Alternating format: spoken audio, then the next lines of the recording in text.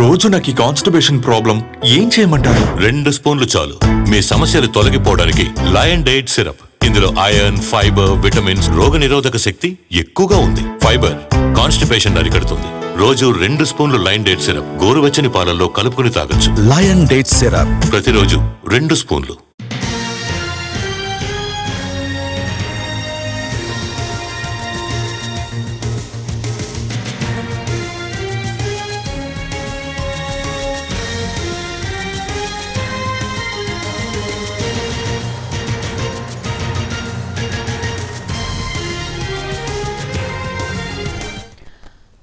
లగచర్లలో అధికారులపై దాడి కేసులో బీఆర్ఎస్ మాజీ ఎమ్మెల్యే పట్నం నరేందర్ రెడ్డిని పోలీసులు అరెస్ట్ చేశారు. హైదరాబాద్ కేబీఆర్ పార్క్ లో వాకింగ్ చేస్తూ ఉండగా పోలీసులు అతన్ని అదుపులోకి తీసుకున్నారు. అక్కడి నుంచి నేరుగా వికారాబాద్ లోని అడిషనల్ ఎస్పీ డిటిసి కార్యాలయానికి తీసుకెళ్లారు. అక్కడి నుంచి పరిగికి పట్నం నరేందర్ రెడ్డిని తరలించారు. 2 రోజుల క్రితం ఫార్మా కంపెనీ అభిప్రాయ సేకరణ కోసం వెళ్లిన వికారాబాద్ కలెక్టర్ ప్రతీక్ జైన్ పై లగచర్ల గ్రామస్తులు, రైతులు దాడికి దిగారు. రెవెన్యూ సిబ్బందిపై దాడి చేసి గాయపరిచారు. దీని వెనుక కుట్ర ఉందని భావిస్తున్న ప్రభుత్వం ఈ ఘటనను సీరియస్ గా తీసుకుంది. దాడి వెనుక సూత్రధారులను గుర్తించే పనిలో పడింది. ఇప్పటికే ఈ ఘటనలో పోలీసులు 50 మందికి పైగా గ్రామస్తులను ప్రశ్నించి 16 మందిని అరెస్ట్ చేశారు. ఈ రోజు తెల్లవారుజామున నరేందర్ రెడ్డిని అరెస్ట్ చేశారు పోలీసులు. లగచర్లలో అధికారులపై దాడి కేసులో బీఆర్ఎస్ మాజీ ఎమ్మెల్యే పట్నం నరేందర్ రెడ్డిని పోలీసులు అరెస్ట్ చేశారు. అలాగే ఆ విజువల్స్ మనం ఎన్టీవీ స్క్రీన్ మీద ఎక్స్క్లూజివ్ గా చూడొచ్చు. అలాగే కలెక్టర్ ని మంత్రులు పరామర్శించబోతున్నారు. రైట్, ఇదే అంశానికి సంబంధించి మరిన్ని అప్డేట్స్ అందించడానికి వికారాబాద్ నుంచి లైవ్ లో సిద్ధంగా ఉన్నారు మా ప్రతినిధి రవి. అక్షయ, దాడి కేసుతో సంబంధం ఉందన్న ఉద్దేశంతో మాజీ ఎమ్మెల్యే పట్నం నరేందర్ రెడ్డిని ఈ రోజు ఉదయం హైదరాబాద్లో అరెస్ట్ చేసిన తర్వాత వికారాబాద్లోని డీటీసీకి తీసుకొని వచ్చారు. డీటీసీలో 3.5 గంటల పాటు విచారించిన తర్వాత కొద్దిసేపటి క్రితమే పరిగి పోలీస్ స్టేషన్కు తీసుకొచ్చారు. ప్రస్తుతం మనం పరిగి పోలీస్ స్టేషన్ ముందు ఉన్నటువంటి పోలీసుల హడావిడి కూడా మనం చూడవచ్చు. భారీ పోలీస్ భద్రతను ఏర్పాటు చేశారు. ఎందుకంటే ఉదయం నుంచి బీఆర్ఎస్ శ్రేణులు ఆ డీటీసీ వద్దకు వస్తూ ఉన్నాయి. పట్నం నరేందర్ రెడ్డి అరెస్టును అక్రమంగా అని చెప్తా ఉన్నారు. కేవలం కాల్ డేటా ఉన్నంత మాత్రాన దాన్ని మాత్రమే ఆధారంగా చూపి అరెస్ట్ చేయడం అక్రమం అని చెప్తా ఉన్నారు. అయితే ముందుగా ఈ దాడి కేసుతో సంబంధం ఉన్నటువంటి వ్యక్తుల్లో ఇప్పటికే 46 మందిని నిందితులుగా పేర్కొన్నారు. అందులో A1గా సురేష్ ఉన్నారు. ఆ సురేష్ అనే వ్యక్తితో దాదాపు 42 సార్లు ఫోన్లో మాట్లాడాడు పట్నం నరేందర్ రెడ్డి అనే ఆధారాలతోనే ఈరోజు మాజీ ఎమ్మెల్యే పట్నం నరేందర్ రెడ్డిని పోలీసులు అరెస్ట్ చేశారు.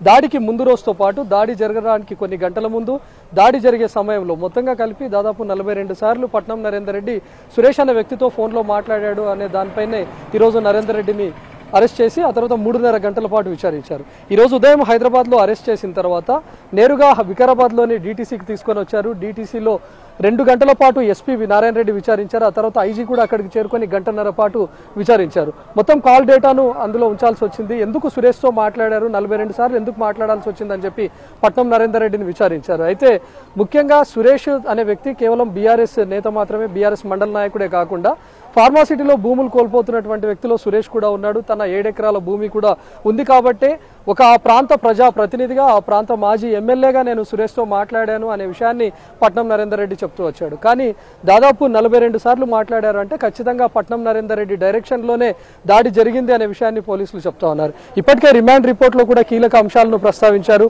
రిమాండ్ రిపోర్ట్లో ఉన్నటువంటి అంశాల ఆధారంగా పక్కా ప్లాన్ ప్రకారమే ఈరోజు దాడి జరిగింది. అక్కడ ముందుగానే కర్రలు, రాళ్లు, అదేవిధంగా కారం పొడిని సిద్ధం చేసుకొని ఉంచారు. అధికారులు, కలెక్టర్తో పాటు తహసీల్దార్లు ఎవరైతే అధికారులు గ్రామ శివారులో ఏర్పాటు చేసినటువంటి ప్రజాభిసేకరణ సమావేశం ఎప్పుడైతే ఏర్పాటు చేశారో అక్కడికి సురేష్ అనే వ్యక్తి వెళ్ళి ఈ సమావేశానికి మా గ్రామస్తులు కానీ రైతులు కానీ ఎవరూ రావడం లేదు, ఖచ్చితంగా మీరు గ్రామంలోకి రావాలి అని చెప్పి సురేషే తన ప్రోద్బలంతోనే ఇతర అధికారులను, కలెక్టర్ను అక్కడికి తీసుకొని వెళ్ళాడు అని చెప్పి కూడా రిమాండ్ రిపోర్ట్లో పేర్కొన్నారు. అంటే సురేష్ ముందస్తుగానే పక్కా ప్లాన్ ప్రకారమే అధికారులను గ్రామానికి తీసుకొని వెళ్లారు. సో సురేష్ అక్కడికి తీసుకొని వెళ్ళడానికి ముందే అక్కడ రైతుల ముసుగులో ఉన్నటువంటి కొంతమంది రాళ్లు, కర్రలు, కారంపొడి వీటన్నిటిని సిద్ధం చేసుకుని అధికారుల పైన మూకుమ్మడిగా దాడికి తెగబడ్డారు, మెరుపు దాడికి చేశారు అనే విషయాన్ని కూడా రిమాండ్ రిపోర్ట్లో ప్రస్తావించారు. ఏకంగా రిమాండ్ రిపోర్ట్లో పేర్కొన్న అంశాన్ని చూస్తే హత్యాయత్నం జరిగింది ఈరోజు అధికారుల పైన అని కూడా అందులో ఉంది. కడా అధికారి ఎవరైతే కొడంగల్ డెవలప్మెంట్ అథారిటీ అధికారి ఉన్నారో తను స్కూల్లో వెళ్లి తలదాచుకున్నా కూడా వెంబడించి తనపైన కారంపొడి కర్రలతో దాడి చేశారు, తనపైన హత్యాయత్నానికి తెగబడ్డారు. అక్కడ ఉన్నటువంటి డీఎస్పీ వెంటనే తనను రక్షించి అక్కడి నుంచి సురక్షితంగా తరలించారు అనే అంశాన్ని కూడా రిమాండ్ రిపోర్ట్లో పేర్కొన్నారు. మొత్తంగా మూకుమ్మడిగా దాడి చేసినటువంటి వ్యక్తులు 46 మందిని గుర్తించారు. A1 నుంచి A46 వరకు నిందితులను పేర్కొన్నారు. ఇందులో 26 మంది ఇప్పటికే పరారీలో ఉన్నారు. A1గా ఉన్నటువంటి సురేష్ కూడా దాడి జరిగినటువంటి కొన్ని గంటల తర్వాత నుంచి పరారీలో ఉన్నారు. ఉన్నాడు. సురేష్ గోవాకు వెళ్ళినట్లుగా తెలుస్తోంది. అక్కడికి కూడా 2 బృందాలు వెళ్లి సురేష్ కోసం గాలిస్తూ ఉన్నాయి. ఎవరైతే పరారీలు ఉన్నారో వాళ్ళను కూడా గాలించేందుకు ప్రత్యేక బృందాలను కూడా పోలీసులు ఏర్పాటు చేసినట్టుగా చెప్తున్నారు. మిగతా 20 మంది ఎవరైతే ఉన్నారో నిన్న రాత్రే 15 మందిని రిమాండ్కు తరలించారు. మరికొంతమందిని ఈ రోజు ఉదయం రిమాండ్కు తరలించారు.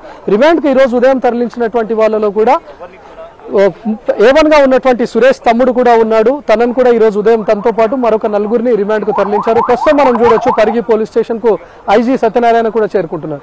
ఈ రోజు ఉదయం డీటీసీ కూడా చేరుకున్నారు. తను కూడా అక్కడ సుదీర్ఘంగా గంటన్నర పాటు పట్నం నరేందర్ రెడ్డిని విచారించారు. కేవలం కాల్ లిస్ట్ ఆధారంగానే కాకుండా ఇతర ఆధారాలు ఏమైనా దొరికాయా?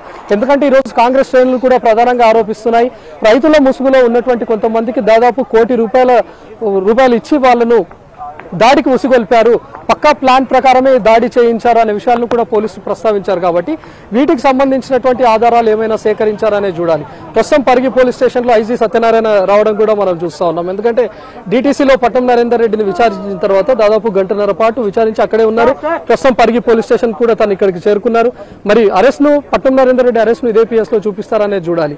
నిన్న పరిగికి సంబంధించినటువంటి కోర్టు జడ్జి లీవ్ లో ఉన్నటువంటి కారణంగా నిందితులను ఎవరైతే అరెస్ట్ చేసి అదుపులోకి తీసుకున్నారో వాళ్ళందరినీ కొడంగల్ కోర్టులో ప్రవేశపెట్టారు. సో ఇప్పుడు కూడా ఈ పట్నం నరేందర్ రెడ్డిని కూడా కొడంగల్ కోర్టులో ప్రవేశపెడతారా, లేకపోతే పరిగి పోలీస్ స్టేషన్ కు తీసుకొచ్చిన తర్వాత ఐజీ కూడా ఇక్కడికి చేరుకున్నారు, ఎస్పీ నారాయణ రెడ్డి కూడా ఇక్కడికి చేరుకున్నారు. కాబట్టి ఇక్కడ ఏమైనా విచారిస్తారా అనేది చూడాలి.